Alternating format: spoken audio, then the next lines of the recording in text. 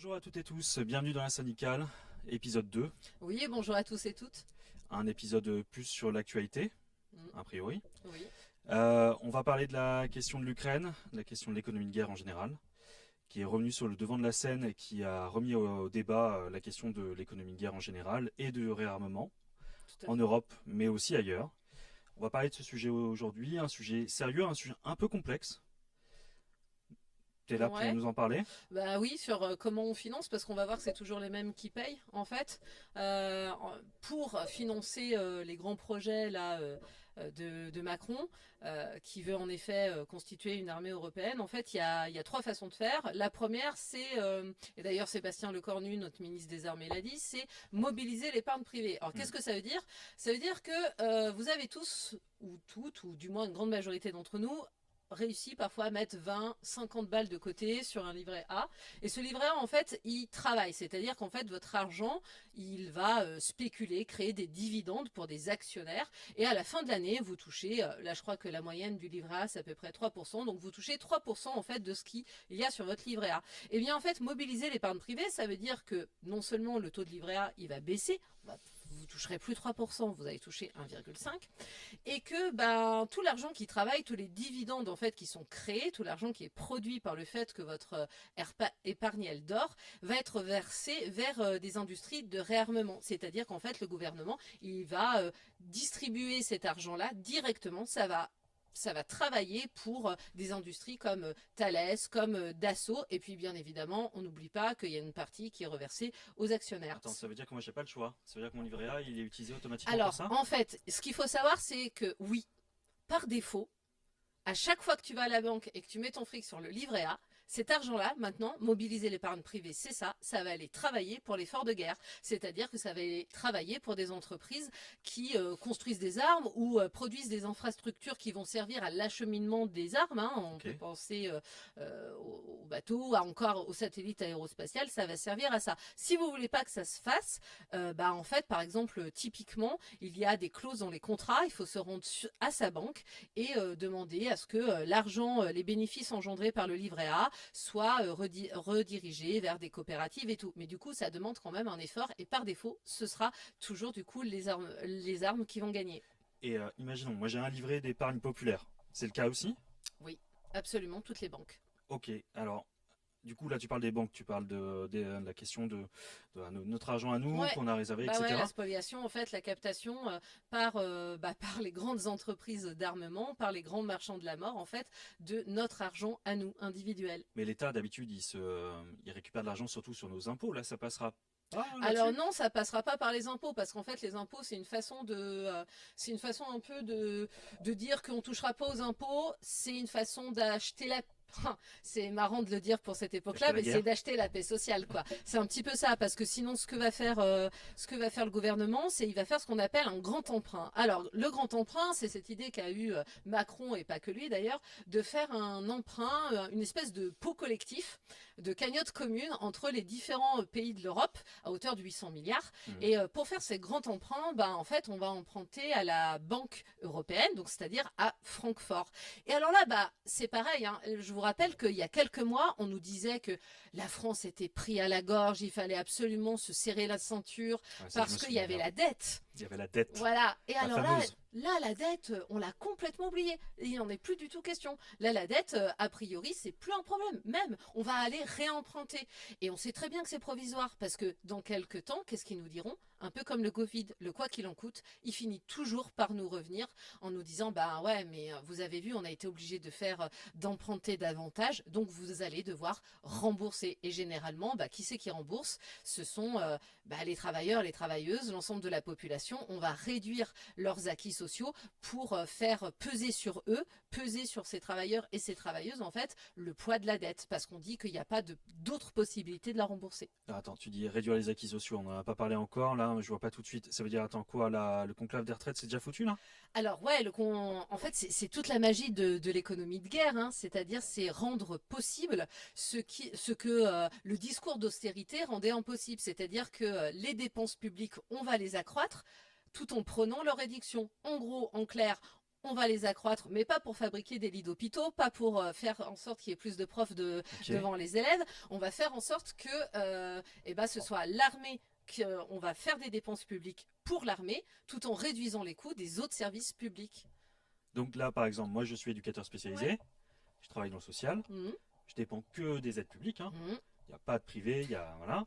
C'est-à-dire potentiellement réduction chez nous aussi. Bah oui, réduction d'effectifs, on embauche, mais on n'embauche pas en CDI, mais en CDD, Ok. turnover, et puis au-delà de ça, eh bien, on a vu quand même que 24 heures après l'allocution de Macron, le fameux conclave, justement, tu parlais Ouais. des retraites, la fameuse grande réunion, la mascarade, d'ailleurs, où Solidaire ne participait pas, Mm. hein, mais qui mettait autour de la table à la fois des syndicats et à la fois, en fait, le grand patronat qui était censé revenir sur la réforme des retraites contre laquelle on s'est battu en 2023, en fait, on voit bien que Bayrou, il a déjà annoncé que ça ne serait pas possible. Et dans l'opinion publique, l'effet de dire que agiter la peur de la guerre, ça fait en sorte que les gens sont là, bah oui, oui, il va falloir, en effet, il va falloir fournir un effort. Donc, on comprend bien que c'est pas le moment, en fait, de baisser les annuités, le temps de Mm. cotisation pour partir en retraite. Donc, l'économie de guerre, ça a cet effet-là, c'est-à-dire c'est toujours, ça favorise qui? Les plus riches.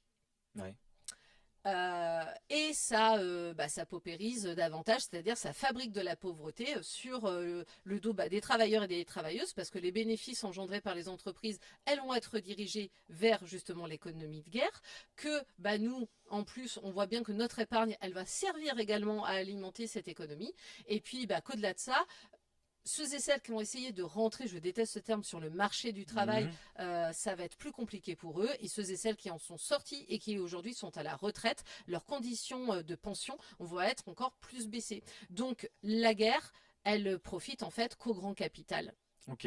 C'est pour ça que le MEDEF, par exemple, s'appuyait sur la réforme des retraites en Danemark qui est passée à 70 ans, en disant, vous voyez, ils ont participé à l'effort de guerre. Exactement. Ok, C'est cette d'accord. idée, mais il l'avait déjà avant, hein. En fait, c'est un prétexte, mais c'est génial.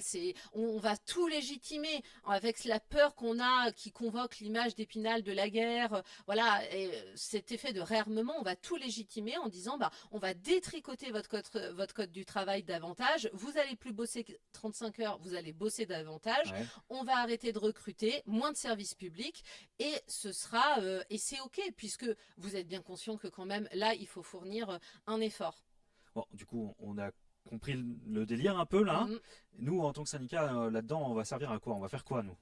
Alors, la première chose, c'est quand même, là, ce qu'on vient d'expliquer au sens économique, par exemple, c'est de le diffuser un peu auprès des collègues, Ouais, qu'ils d'expliquer sachent. que il n'y a pas de position, en fait, qui soit figée, qui soit fataliste. Que, non, en fait, on peut s'opposer à ce projet en disant que nous ne sommes pas d'accord économiquement pour financer quand même, avant tout, la mort, parce que c'est quand Bah même oui, ça, hein, oui, c'est quand même ouais. l'idée de financer des armes qui vont aller tuer, on n'oublie pas, voilà. Ça, c'est la première chose. La deuxième chose, c'est de lutter en interne en ayant un discours auprès de son patron, auprès de sa hiérarchie, pour que ceux et celles qui produisent des outils qui vont servir d'une manière ou d'une autre, en fait, à cet effort de guerre, soient redirigés, en fait, faire des choses qui servent, des choses utiles, plutôt que des choses qui tuent, tout simplement. Et enfin, la troisième chose, c'est de créer des solidarités entre les travailleurs et les travailleuses autour de ces questions-là. Alors, à la fois sur le territoire national, parce qu'en fait, quand on n'est pas syndicaliste, quand on n'est pas, parfois on n'a pas ces contacts-là, mais en tout cas de se dire que le travailleur qui soit sur notre territoire-là ou qui soit sur un autre pays, lui aussi, il va être concerné en fait par ces atteintes à ses conditions de travail. Et c'est donc riposter ensemble, essayer de valoriser au maximum auprès de vos collègues, auprès de vos amis, auprès de votre famille, en fait, cette question que, non, on va refuser, en fait, que nos acquis sociaux, Hmm. de payer, en gros, que notre modèle de protection sociale soit remplacé par un modèle de protection militaire. Donc nous, on est dans une forme de, tu viens de le dire, donc riposte informative. Ouais, de riposte informative. Alors après, il y aura peut-être des initiatives qui Ouais. seront prises dans lesquelles on va s'inscrire, mais qui viseront justement à visibiliser le fait que qu'il y a des choses très importantes qui se passent en matière commerciale autour du marché des armes, autour également de l'économie qui va nous être imposée. Un dernier exemple que je peux vous donner, c'est que à l'Assemblée nationale prochainement va être présentée une loi qui est là aussi en fait une espèce d'emprunt, mais d'emprunt directement qui vous sera demander, si vous le souhaitez, sur le bénévolat. En gros, si tu veux investir 500 balles dans une action qui va servir à l'effort de guerre, c'est-à-dire pareil pour une entreprise qui fabrique des armes, tu pourras acheter une action. Alors on va pas se mentir, je sais pas pour toi, mais moi les 500 euros, je les ai pas perso. Non. Bon, si je les avais, en plus, j'aurais pas vraiment envie de les mettre dans Ouais. ça. Mais en plus, bon, t'achètes jamais une action toute seule. Non. T'achètes un lot, tu vois, t'achètes un Petit bloc. bouquet d'actions. Ouais. Donc, les gens qui ont les moyens de faire ça, c'est toujours les plus riches. Et eux, ils bénéficieront des intérêts qui sera produits. C'est-à-dire qu'ils vont aller placer, ils vont aller acheter une action. Pareil, on a parlé Thales, Naval Group, Dassault, c'est-à-dire Ouais. des grandes entreprises d'armement ou de réseaux de surveillance satellitaire, militaire et tout ça. Eux, ils vont acheter une action, donc ça va favoriser ces grosses entreprises et ils vont capter ensuite directement des intérêts leur seront reversés. Donc encore une fois, c'est les plus privilégiés qui peuvent acheter des actions. D'accord. Donc les riches s'achètent des actions Ouais, placées sur la question de l'armement, génèrent des bénéfices, en tout cas des exactement. dividendes. Donc moi, qui ai juste un livret A ou un livret d'épargne populaire, est-ce que par exemple le taux de mon livret A, de mon livret d'épargne populaire, il change vraiment? A priori non. Alors, a priori non. Maintenant, avant ton livret A, il y a une partie normalement qui t'est reversée, c'est-à-dire à peu près 3%, et Ouais. puis une partie qui est donnée justement aux actionnaires. Oui. Toi, tu touches que 3% de ce que Bah tu as oui. placé. Hein. Oui. Il y en a quand même une grosse Ouais. captation par d'autres gens qui possèdent des actions dans ta banque, enfin des actions dans les entreprises que ta banque a ciblées pour faire travailler ton argent. Là, à l'heure actuelle, on peut estimer qu'en fait, le livret A, il va baisser. Toi, tu toucheras plus 3%, tu vas toucher par exemple 2%. Ouais. Pourquoi? Parce que l'argent qui travaille dans les entreprises qu'a choisi la banque, il va être divisé entre les actionnaires, ces pauvres chouchous, faudrait quand même pas les oublier, faudrait pas qu'ils aient plus rien. C'est qu'ils ont chié, Mathilde. En Ouais, je m'en doute. Et puis de l'autre côté, ça va aller directement en fait dans les entreprises qui seront ciblées par le gouvernement comme étant des entreprises bénéfiques à l'effort de guerre, donc majoritairement des entreprises, comme on l'a dit tout à l'heure, qui fabriquent des armes ou des composants qui servent ou des infrastructures qui vont servir à réarmer l'Europe, ce grand projet-là. Ok. Et à part, on a parlé des retraites aussi, du modèle social en général. À part les retraites, qu'est-ce qui pourrait être touché sinon? C'est ce qu'on disait, l'ensemble du code du travail, voire même, on peut imaginer que le RSA aujourd'hui, qui est soumis à Ouais. des conditions de travail bénévoles, que ce soit, ce soit certaines entreprises qui soient valorisées, qui bénéficient, on va dire justement des subventions publiques pour que elles puissent faire venir des bénéficiaires du RSA qui viendront bénévolement dans ces entreprises aider. Alors ce sera pas sur des sujets top secret classés Oui, défense. ils vont pas fabriquer des chars. Quoi? Non. Non, on fabrique pas des chars et d'ailleurs, mais c'est cette idée qu'en fait il y a la population peut être mise à contribution et toutes les strates de la population en fait. Ok. Et ça risque de durer combien de temps? Parce que là, on entend parler de la paix, pas la paix. C'est quelque chose qu'ils ont prévu quoi qu'il arrive depuis pour longtemps, là, cette forme d'économie de guerre. On sait pas, on L'économie sait de pas guerre, en trop. tout cas, quelle que soit en fait l'issue géopolitique de ce qui se passe actuellement, Ouais. a priori, une fois que c'est voté, ça va rester en place un petit bout de temps. Donc on peut imaginer que là, c'est l'effort à fournir sur une ou 2 années, voilà. Ok. Mais par contre, les conséquences que ça va avoir sur la vie des travailleurs et des travailleuses et ce que ça va nous demander par la suite, on parlait de la dette au début de la vidéo, ça va s'étaler par contre sur pas mal d'années. Parce que s'il n'y a pas de changement de politique, Ouais. puisque les néolibéraux et les sociodémocrates en fait sont majoritairement acquis à cet effort, à cette Ouais. idée de l'effort de guerre, s'il n'y a pas de changement de politique, en fait, derrière, on va encore venir nous dire qu'il faut rembourser la fameuse dette, ou il faut, voilà.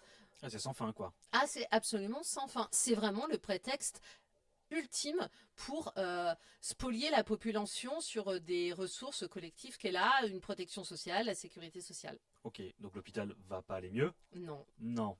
Les pompiers, ils vont pas aller mieux non plus? Non, personne ne Non. va aller mieux en fait. Ah. Chez le français moyen, comme chez les classes dites populaires, les gens qui gagnent pas beaucoup, qui gagnent le SMIC, qui gagnent moins, non, là nous c'est pas pour nous en fait. La guerre, ça va pas, ça vise à la fois à relancer l'économie, parce qu'il y a des contrats qui sont passés Ouais. entre les différents pays européens. Je vais aller acheter Un Rafale deux... par-ci ou un Ouais, truc comme exactement, ça. allant aux Anglais, en Italie.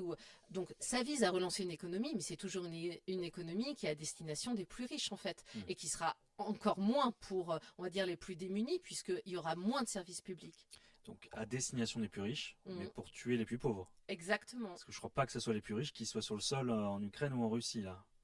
Ah, c'est pas si clair que ça. Ils y sont, mais en tout cas, c'est pas eux qui sont soldats directement. Oui, voilà. On peut se dire ça comme ça. Oui. Ok, d'accord. Bon, alors qu'est-ce qu'on conseille de toutes ces informations-là? Parce qu'on en a parlé longuement, de tout ça. Qu'est-ce qu'on conseille? C'est quoi l'idée qu'est-ce qu'on peut en faire? De faire Bah, qu'est-ce circuler qu'on au peut moins? en... Pardon? Se faire circuler l'information au moins. Ouais, bah, aller parler aux collègues aller parler aux collègues majoritairement à chaque fois parce que souvent sur nos lieux de travail quand même la question de l'actualité elle est de mise, on en parle, c'est en fait c'est essayer de déjouer ces pièges-là, en particulier sur l'économie, de dire mais attends, mais toi ta grand-mère elle t'a filé un petit peu de thunes, ah tu l'as placé sur un livret A, bah tu sais qu'en fait si tu veux pas que ça aille pour fabriquer des bombes Oui. qui explosent dans la tête des enfants, eh ben, tu peux te rendre à ta banque et demander que ce soit plutôt une coopérative qui bénéficie des intérêts de ton livret A. Ce genre de choses. Alors, je sais que ça coûte un petit effort, mais en fait, c'est un petit effort aussi qui a des grandes répercussions par la suite sur notre bien-être à nous. Donc prendre un rendez-vous avec son banquier ou sa banquière, Ouais, et puis lui demander de réfléchir un peu son exactement. livret A, De etc. demander en fait où part l'argent. Ok. Bon, ce sera l'occasion pour vous de faire un petit point sur vos comptes bancaires, en espérant qu'ils ne soient pas tous au rouge. En tout cas, voilà. Ouais. Ok, bah merci pour l'info en tout cas. On en a fini là-dessus, a Ouais, priori. merci Pas à... vraiment fini, mais Non, non. première étape. Ouais, exactement. Merci à tous et toutes. Et puis voilà, en espérant avoir été suffisamment clair. Je pense que ça a été clair, parce que moi j'ai à peu près tout compris. Non, Ok. tout compris. Merci à toutes et tous. En tout cas, on se retrouve pour l'épisode 3 bientôt. On n'a pas fixé encore le sujet. Non. Exactement.